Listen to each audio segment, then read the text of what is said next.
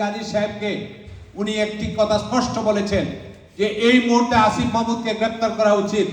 তাকে গ্রেফতার করলেই আসল রহস্য বের হয়ে আসবে। কি হয়েছিল 5ই আগস্টে, কোন ষড়যন্ত্র সেদিন করা হয়েছিল আপনারা দেখেছেন। যে বঙ্গবন্ধুকে বাদ দিয়ে জিয়াউর রহমানকে স্বাধীনতার ঘোষক বানানোর জন্য যে ষড়যন্ত্র হয়েছিল, আমি ধন্যবাদ জানাই ইউএনওকে। যদিও ইউএনও বলেছেন যে সরকারে যে অর্ডার আসবে সেই অর্ডার অনুযায়ী কাজ করবে, এরপরে সাহসী বক্তব্য দিয়েছে যে যেখানে সংবিধানে বঙ্গবন্ধুকে স্বাধীনতার ঘোষক করা হয়েছে সেখানে আমি কিভাবে বলি। জিয়াউর রহমান জীবদ্দশায় কোনো পত্রিকায় কখনো বলেননি যে বঙ্গবন্ধু জিয়াউর রহমান স্বাধীনতার ঘোষক।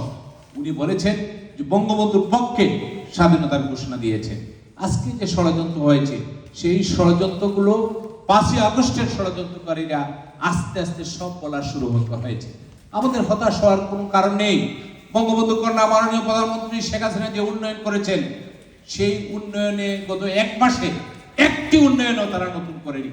এই যে খাল খনন যে কর্মসূচিগুলো, এখানে সংসদ সদস্যরা আছেন, বঙ্গবন্ধু কন্যা আমাদের প্রত্যেকে বলেছেন যে প্রত্যেক উপজেলা থেকে 5টি খালের নাম দেওয়ার জন্য। আমরা যে খালগুলোর নাম দিয়েছিলাম সেইগুলা গিয়ে এখন উদ্বোধন হচ্ছে। যে ফ্যামিলি কার্ডের কথা বলা হয়েছে সেই টিসিবির মাধ্যমে 1 কোটি লোককে বঙ্গবন্ধু কন্যা শেখ হাসিনা সেই টিসিবির কার্ড দিয়েছেন, সেগুলো ধারাবাহিকতা হচ্ছে।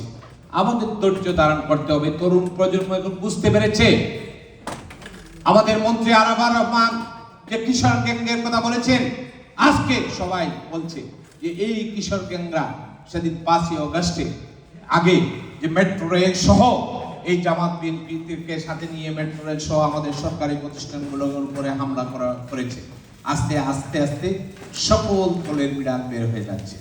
আমাদের একটু ধৈর্য ধারণ করতে হবে। এবং আমি সকলকে একটি জিনিস বলবো যে মাঝে মাঝে আমরা কষ্ট পাই, দুঃখ পাই, যে আপনারা দয়া করে বিএনপি জামাত গত 1 মাসে কি করেছে, কি অনিয়ম হয়েছে 5ই আগস্টে, সেগুলো ফেসবুকে লেখেন।